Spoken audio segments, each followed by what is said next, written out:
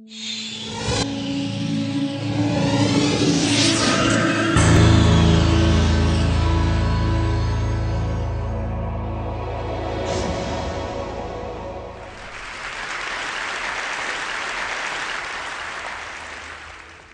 afternoon.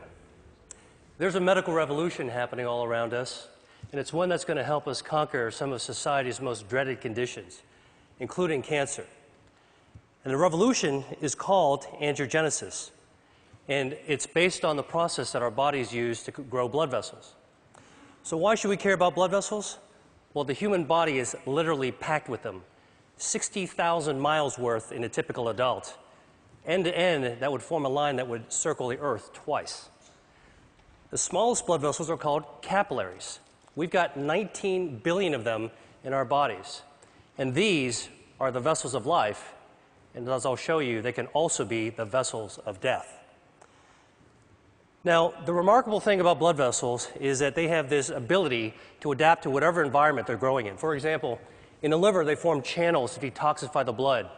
In the lung, they line air sacs for gas exchange. In muscle, they corkscrew so that muscles can contract without cutting off circulation. And in nerves, they course along like power lines, keeping those nerves alive. And we get most of these blood vessels when we're actually still in the womb. And what that means is that as adults, blood vessels don't normally grow, except in a few special circumstances. In women, blood vessels grow every month to build the lining of the uterus. During pregnancy, they form the placenta, which connects mom and baby. And after injury, blood vessels actually have to grow under the scab in order to heal a wound. And this is actually what it looks like, hundreds of blood vessels all growing towards the center of the wound. So the body has the ability to regulate the amount of blood vessels that are present at any given time. And it does this through an elaborate and elegant system of checks and balances, stimulators and inhibitors of angiogenesis, such that when we need a brief burst of blood vessels, the body can do this by releasing stimulators, proteins called angiogenic factors, that act as natural fertilizer and stimulate new blood vessels to sprout. And when those excess vessels are no longer needed, the body prunes them back to baseline using naturally occurring inhibitors of angiogenesis. Now, there are other situations where we start beneath the baseline and we need to grow more blood vessels just to get back to normal levels, for example, after an injury. And the body can do that too, but only to that normal level, that set point. But what we now know is that for a number of diseases, there are defects in the system where the body can't prune back extra blood vessels or can't grow enough new ones in the right place at the right time. And in these situations, angiogenesis is out of balance. And when angiogenesis is out of balance, a myriad of diseases result. For example, insufficient angiogenesis, not enough blood vessels, leads to wounds that don't heal, heart attacks, legs without circulation, death from stroke, nerve damage. And on the other hand, excessive angiogenesis, too many blood vessels, drives disease. And we see this in cancer, blindness, arthritis, obesity, Alzheimer's disease. In total, there are more than 70 major diseases affecting more than 1 billion people worldwide that all look on the surface to be different from one another, but all actually share abnormal angiogenesis as their common denominator. And this realization is allowing us to reconceptualize the way that we actually approach these diseases by controlling angiogenesis. Now, I'm going to focus on cancer because angiogenesis is a hallmark of cancer, every type of cancer. So here we go. This is a tumor, dark, gray, ominous mass growing inside a brain. And under the microscope, you can see hundreds of these brown-staining blood vessels, capillaries, that are feeding cancer cells, bringing oxygen and nutrients. But cancers don't start out like this. And in fact, cancers don't start out with a blood supply.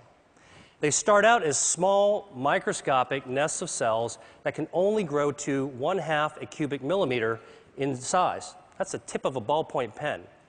Then they can't get any larger because they don't have a blood supply, so they don't have enough oxygen or nutrients. And in fact, we're probably forming these microscopic cancers all the time in our body. Autopsy studies from people who died in car accidents have shown that about 40% of women between the ages of 40 and 50 actually have microscopic cancers in their breasts. About 50% of men in their 50s and 60s have microscopic prostate cancers. And virtually 100% of us, by the time we reach our 70s, will have microscopic cancers growing in our thyroid. Yet without a blood supply, most of these cancers will never become dangerous. Dr. Judah Folkman, who was my mentor and who was the pioneer of the angiogenesis field, once called this cancer without disease. So the body's ability to balance angiogenesis, when it's working properly, prevents blood vessels from feeding cancers. And this turns out to be one of our most important defense mechanisms against cancer. In fact, if you actually block angiogenesis and prevent blood vessels from ever reaching cancer cells, tumors simply can't grow up. But once angiogenesis occurs, cancers can grow exponentially. And this is actually how a cancer goes from being harmless to deadly. Cancer cells mutate, and they gain the ability to release lots of those angiogenic factors, natural fertilizer, that tip the balance in favor of blood vessels invading the cancer. And once those vessels invade the cancer, it can expand, it can invade local tissues, and the same vessels that are feeding tumors allow cancer cells to exit into the circulation as metastases. And unfortunately, this late stage of cancer is the one at which it's most likely to be diagnosed, when angiogenesis is already turned on and cancer cells are growing like wild.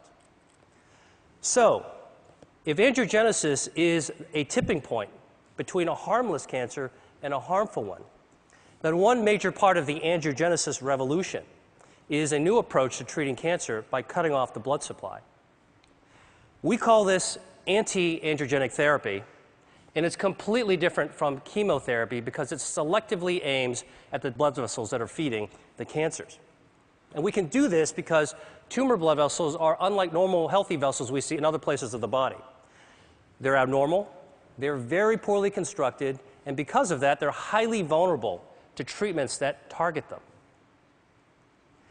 And in fact, when we give cancer patients anti-angiogenic therapy, here, an experimental drug for a glioma, which is a type of a brain tumor, you can see that there are dramatic changes that occur when the tumor is being starved.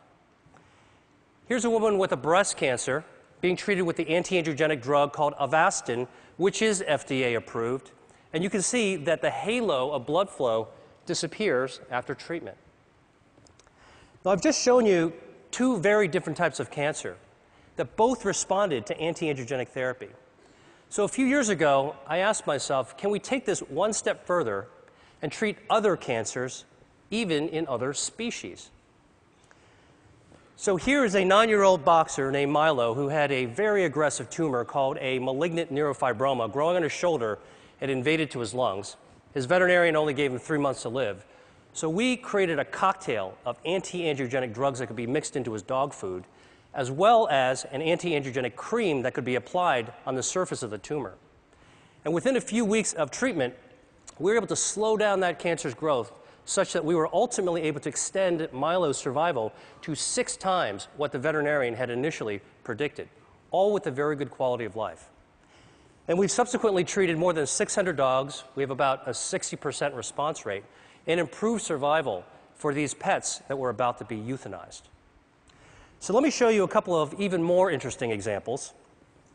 This is a 20-year-old dolphin living in Florida, and she had these lesions in her mouth that, over the course of 3 years, developed into invasive squamous cell cancers. So we created an anti-angiogenic paste. We had it painted on top of the cancer 3 times a week, and over the course of 7 months, the cancers completely disappeared, and the biopsies came back as normal. Here's a cancer growing on the lip of a quarter horse named Guinness. It's a very, very deadly type of cancer called an angiosarcoma, had already spread to his lymph nodes. So we used the anti-angiogenic skin cream for the lip and the oral cocktail so we could treat from the inside as well as the outside.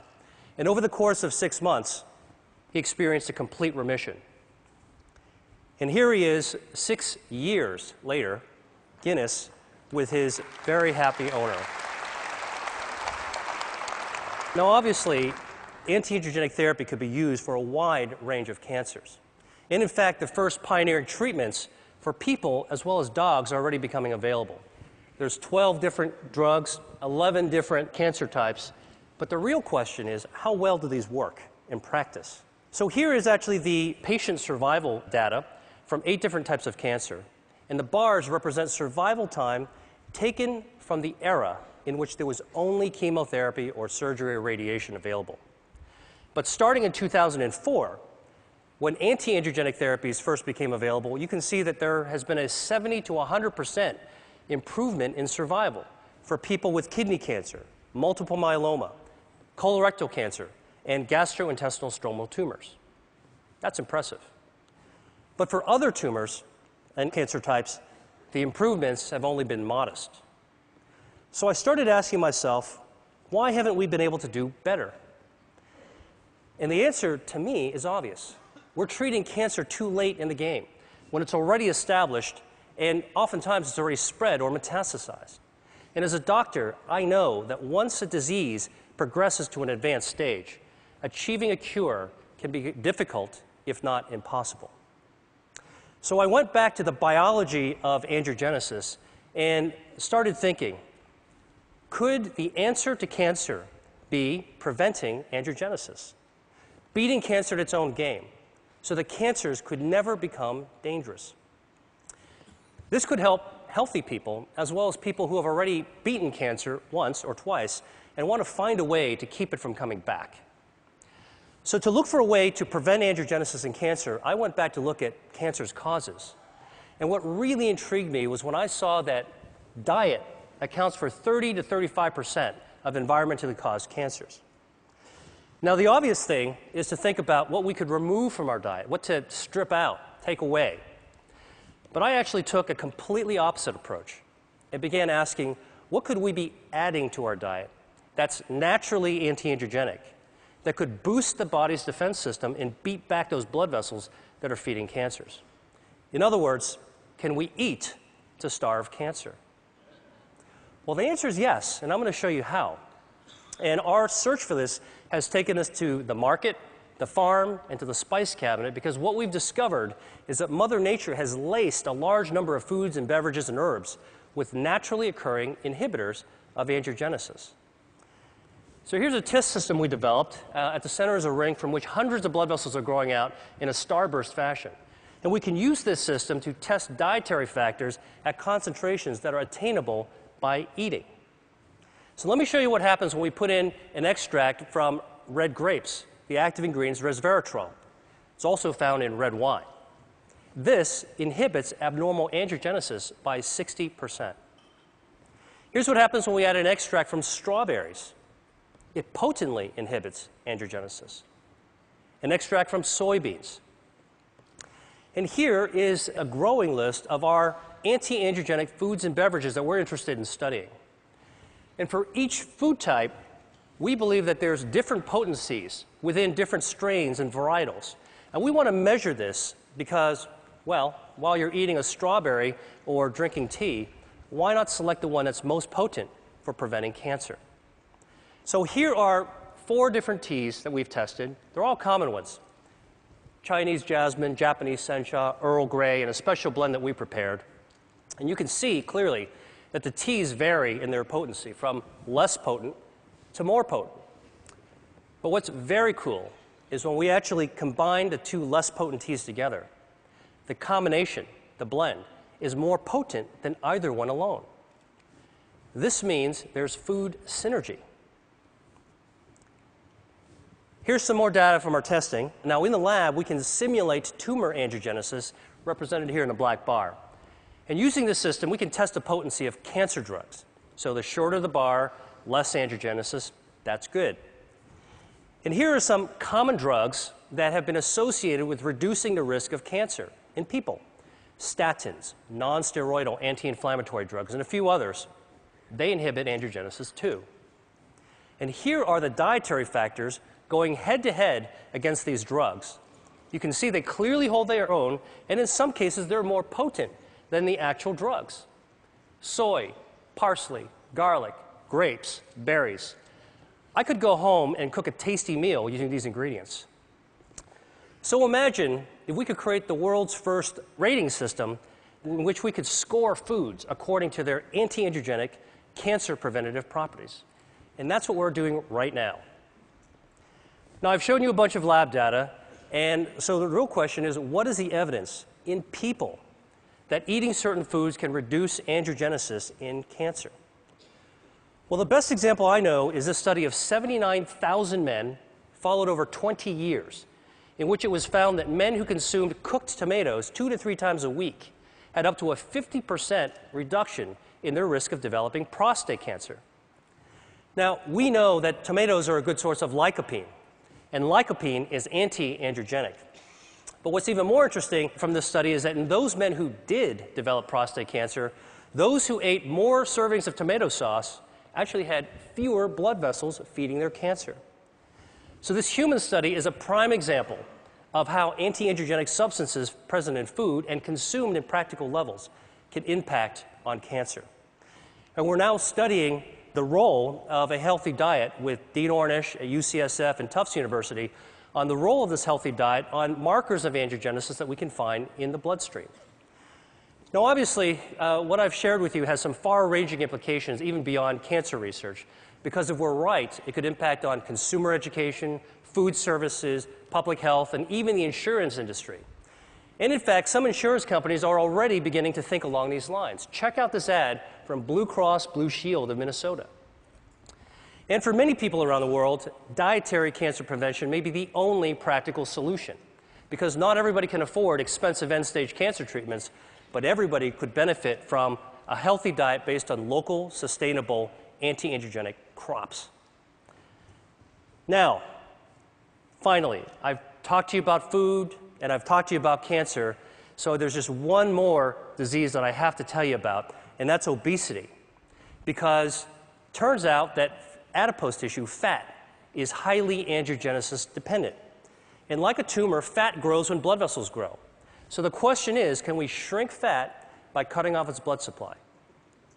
So the top curve shows the body weight of a genetically obese mouse that eats nonstop until it turns fat like this furry tennis ball.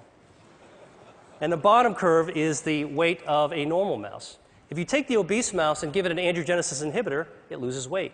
Stop the treatment, gains the weight back. Restart the treatment, loses the weight again. Stop the treatment, gains the weight back. And in fact, you can cycle the weight up and down simply by inhibiting angiogenesis.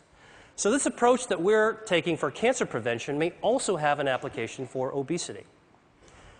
The really, truly interesting thing about this is that we can't take these obese mice and make them lose more weight than what the normal mouse's weight is supposed to be. In other words, we can't create supermodel mice. And this speaks to the role of angiogenesis in regulating healthy set points. Albert Szent-Györgyi once said that discovery consists of seeing what everybody has seen and thinking what nobody has thought. I hope I've convinced you that for diseases like cancer, obesity, and other conditions, that there may be a great power in attacking their common denominator, angiogenesis. And that's what I think the world needs now. Thank you.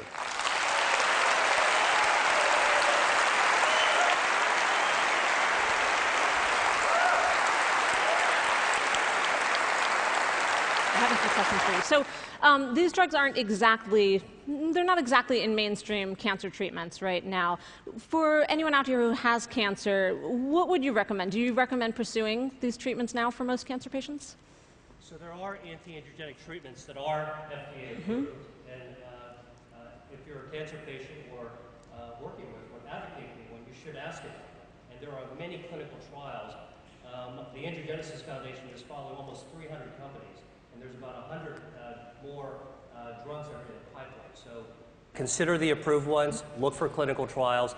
But then between what the doctor can do for you, we need to start asking, what can we do for ourselves? And this is one of the themes that I'm talking about, is we can empower ourselves to do the things that doctors can't do for us, which is to use knowledge and take action. And if Mother Nature has given us some clues, we think that there might be a new future in the value of how we eat. And what we eat is really our chemotherapy 3 times a day. Right. And along those lines, for people who might have risk factors for cancer, would you recommend pursuing any treatment sort of prophylactically, or simply pursuing the right diet with lots of tomato sauce? Well, you know, there's abundant epidemiological evidence, and I think in the information age, it doesn't take long to go to a credible source like PubMed, the National Library of Medicine, to look for epidemiological studies for cancer risk reduction based on diet and based on common medications. And that's certainly something that anybody can look into. Okay, well, thank you so much.